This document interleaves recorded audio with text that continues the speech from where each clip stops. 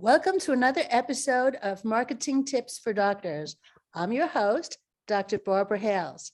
Today, we have a special treat, a duo, Matt Reno and Nick Coleman. They are co-owners of Superkick Branding, created Brand Outlaw as a resource hub to drive the business world forward with advice, guidance, and tough love. I mean, what parent isn't familiar with that? Through podcasts, videos, articles, and more, Brand Outlaw is the place where people at any career level in any industry can go to learn brand building with a fun, laid-back vibe. Welcome to the show, guys. Thanks, Barbara. Thanks for having us. Yeah, great to be here. I must say, you both look like you exude a laid-back vibe. Nice. Yeah, that's what we go for. Yeah, absolutely. You know, it's like we find that the best way to be creative is really to have a relaxed mindset. So it just helps us with problem solving.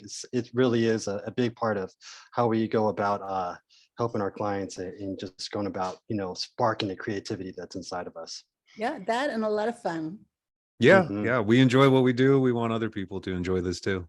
Good. Now, you mentioned that you're involved in podcasts. Are you talking about the podcasts that you create for your clients or your own podcasts? We have our own podcast, Brand Outlaw. No, we're not in the business of creating podcasts for others, but we do have our own where people can listen to interviews with business leaders from all kinds of industries, hear success stories, hear the struggles that people went through to get to the top, and try to take some advice from them. And then we also have other episodes where it's just Nick and I discussing different topics and just kind of breaking down some news or other items in the world of branding, business, marketing, what have you. So it's fun, but there's always some kind of takeaway that you can apply to your own business. So how did you come up with the name that you have now? Brand Outlaw, how did that come to be? That it took a while. It took a lot of making lists and crossing stuff out. But what we were going for was we wanted to have we want to encourage people to take a little bit of a rebellious maverick vibe to their business, to push against convention. Because if you're just following the herd and doing what everyone else is doing, then you're not going to stand out. And then people don't really have a reason to do business with you. So we really wanted to encourage our listeners, our readers, our viewers to apply kind of an outlaw mindset to their business and break the rules, push against convention so that they could stand out and succeed. Do you have a tagline? No, we don't have a tagline, do we? No, it's No, just not kinda, at this point. Yeah, because we believe like each business, when they're at certain stages, that they need to, especially when they're at the beginning stage, really focus on what problem that you solve. And then over time, as people get to know more and more about your brand, you could be more creative with the tagline. So right now, we just wanted to keep it real simple and just say, look, this is what we do, and we do this really well. So that way, when people come onto our website or get to see our content, they understand right away what we do. Well, with such a great name that you have, it says it all. You don't need a tagline. Thanks. How did the two of you come to be in this business to begin with? What was the start of it all? How we started Brand Outlaw? Yep. Yeah. Well, Nick and I were working together at a marketing agency. He was my boss, and it really started as more of like a lead generation for that agency. But then we ended up leaving, and we decided we still wanted to work together on a freelance basis. So we said, hey, let's take Brand Outlaw and turn it into the content arm of the business that we were starting together, which was Superkick Branding. So that's the brand messaging consultancy, but we just loved making Brand Outlaw content so much that we wanted to keep that. How do you get your clients? What do you do to promote yourself to make others want to go into your services? Brand Yeah, Outlaw, sure. So sorry, go go ahead, ahead, Nick. Matt. Okay, well, I was just going to say that Brand Outlaw is a big part of it. We use it as a way of showing, building credibility for ourselves and just showing that, hey, we know what we're talking about. We have experience in this industry and we can help other people. So that's one way we go about it. Why would you say that branding was important for health professionals? I mean, doctors may say, well, I'm a doctor, I have a practice in whatever specialty that should speak for itself. So what would you tell them? And, like, why would you say, well, you're wrong? I would say you may have very good reasons why people should choose you, and maybe your current clients, customers know what that is, but it doesn't always speak for itself. There's so much else in this world speaking that how are you going to cut through the noise just by doing good work? Doing good work, of course, is very important, but it's not the only thing. You need to be able to communicate what makes you different to the public, and that comes from branding, from marketing. I know not everybody loves doing that, but it is really important because you need to give people a reason to choose you over competitors. Makes sense.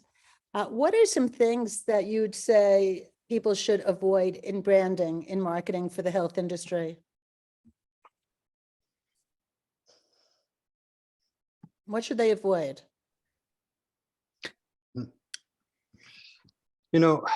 Just that's a really good question, because one of the things I would really try to avoid is using a lot of like jargon that your clients won't understand. Like, so a lot of times, because if someone comes, say, like onto their website, or they're trying to understand their practice, their specialty, they might write in a way that's too technical. It's like you really want to keep your communication and your messaging as simple as possible. So that way, when people come onto your website and they want to know about your practice, they'll understand what it is that you're talking about, and they'll feel more personal with your practice. So that would be one thing that we would advise to totally try to avoid, especially when it comes to your communication. And building off that, I would say you want to think really deeply about what problem you solve. So, for example, if you're a dentist, you clean teeth, you take care of cavities, that's the obvious thing. Okay. And that's what every dentist can say. But if you can dive deeper and think about what's the problem beyond that physical tooth cleaning that you solve, and that's something like the confidence that comes from a clean smile or straight teeth. So think about those on a more emotional level. You don't just clean teeth, you give people confidence. Like, we make you sexy. Yeah, exactly. Okay, well, what would you say was the importance of using AdWords and Bing? Well, I mean, do you think that this is doctors should be using that? it's absolutely important, because here's the reality. I mean, when we're really looking at Google and Bing and these particular search engines, ads, they all sit at the very top of the search. I mean, it's incredibly hard to grow your practice like doing it organically. I mean, I was just thinking about this the other day. When I first started in the industry, there was literally one ad that was at the top of search. And then so you can totally have grown your business organically. That's why it was so important. But now you'll have like about 3 ads that sit at the top, and then you also have your maps that show up. So you're pushed way down. Even if you're on the first page, you're almost near the bottom of the first page if you're number 1. So if you want to make sure that people are able to find you easily, you need to have ads running. So that way you're at the top. And then also too, the way that Google's algorithms work it's like it's really attached to your location.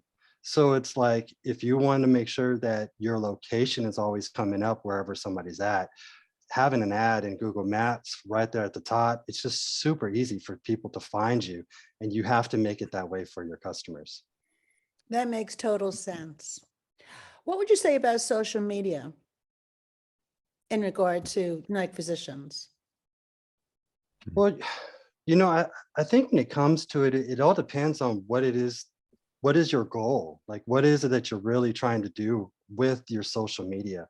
Because if you're trying to, be somebody who's maybe more nationally recognized, your intentions on social media are going to be about giving all these tips, really being seen as an industry leader for what you do.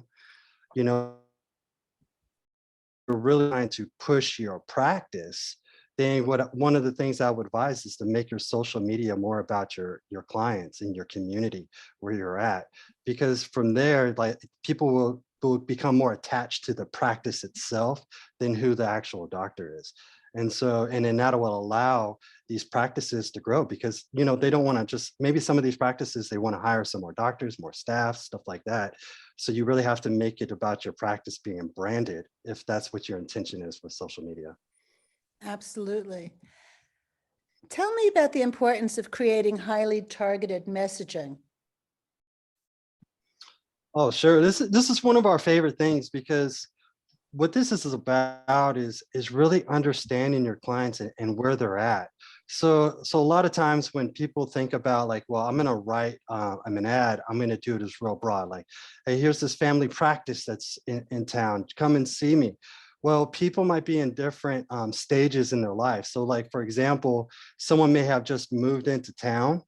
So I'm going to write an ad that welcomes them to town and how to find the best practice in your neighborhood. Right. So it's like, it's really thinking through like, where is this person at in their life? And can I write an ad that will make them stop and go, wow, these people understand what it is that I'm going through. And now I want to engage with this brand. I want to reach out to them because they're so helpful. So that's where we want to be really intentional about like, who are we talking to and how can we help them and provide value to them? Yeah. And we talk about this a lot, understanding where people are in the buyer's journey and targeting your messaging for that stage. So you're going to have a different message for people who are just hearing about you for the first time, as you are for people who are in that research stage where they've looked at a lot of options and are trying to choose which one to go with. And then that's a different message from the people who've already been to your practice, and you hope to have them as returning clients. If they're prospective patients, how do you know what stage they're at?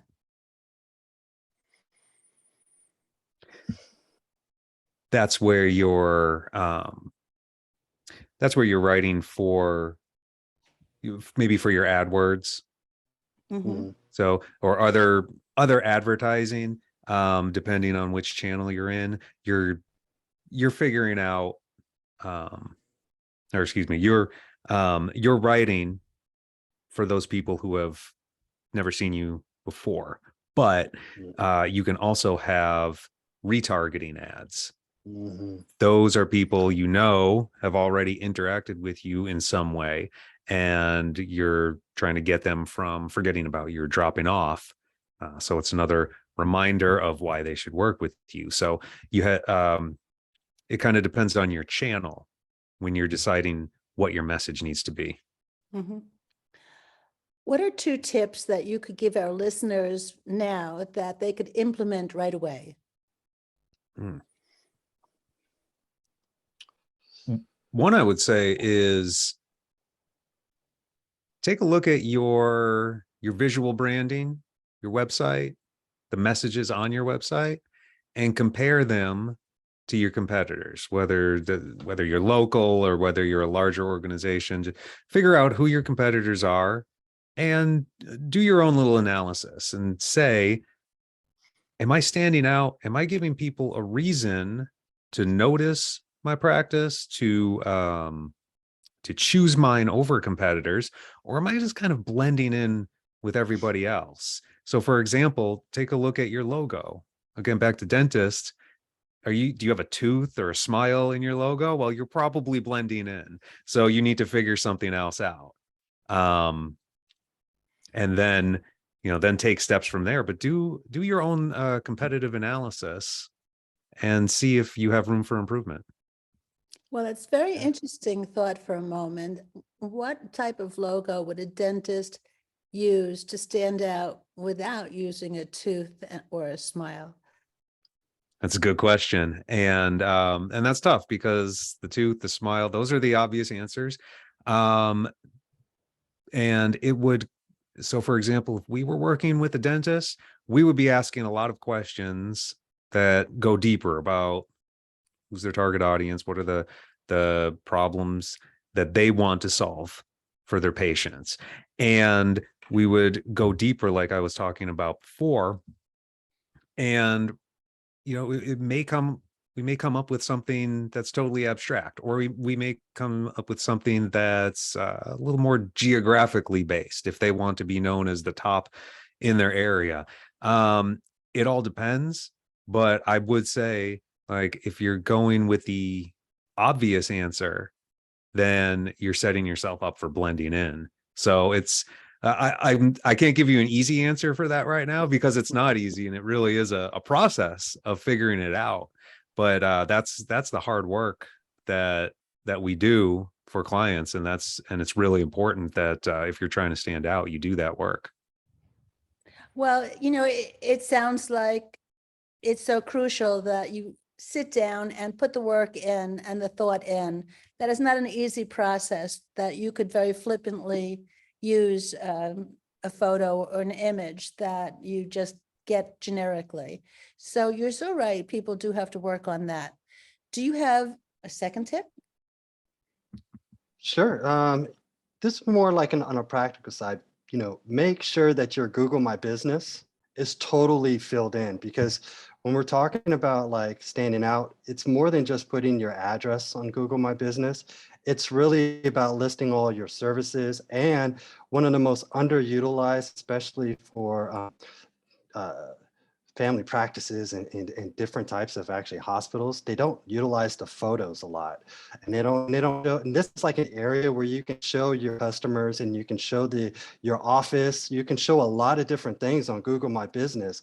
So if you have it totally filled out, it just gives you a huge advantage, because when somebody comes on and they start looking you up, it takes up the entire right side of Google search. And so the more information, the more images, the videos you have, it takes up even more of that page. So you want to have that dialed in, and it's easy to do. That's a great tip. How can people listening reach you if they'd like to hear more? We have contact page at our website, superkickbranding.com. And they can also go to thebrandoutlaww.com, and that's where you can find videos and podcasts and articles with tips that you can apply to your own business. So we have a contact page there as well. So there are two ways to get a hold of us. Well, we've heard some great tips and great information today. Thanks a lot, guys. This has been another episode of Marketing Tips for Doctors with your host, Dr. Barbara Hales. Till next time.